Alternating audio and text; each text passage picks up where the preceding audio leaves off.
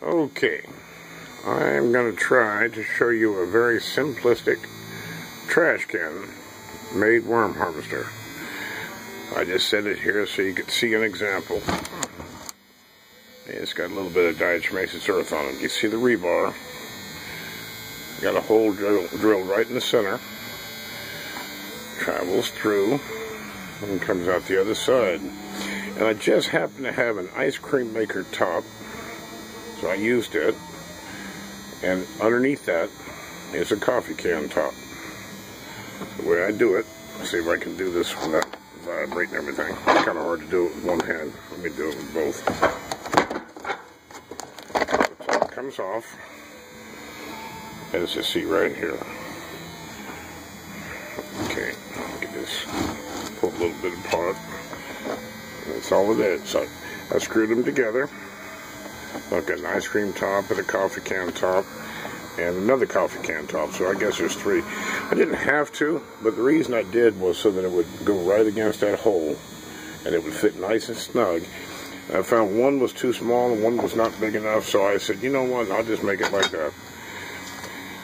Took a piece of old plywood siding, scrap, and I didn't have to, but you see right here where I've got screws, I screwed it in.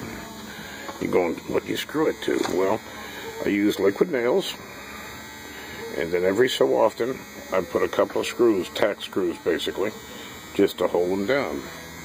And I've used this thing off and on for a couple of years, and you can't beat it for the price. I'm going to put it back together real quick so I can show you how it moves. Oh, it's still there. It's hard to do that with one hand.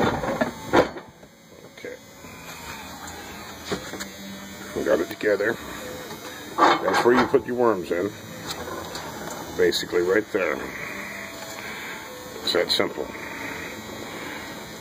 Put you some worms in there, some dirt. That for most people, that right there will suffice just fine. Now the screen, if you get real close to it here, is 8-inch mesh. You see the diamond? Perfect for holding in the eggs. So for last batch of worm castings, that's ideal. If you get all the way through, you get your big worms out, you can use that right there for your worm castings. If you have to buy the trash can, I think they run about $7. That ain't bad for a worm harvester. And like I said, you can put this inside, this piece of rebar sitting on there, put it inside of, I don't have a Rubbermaid laying around here.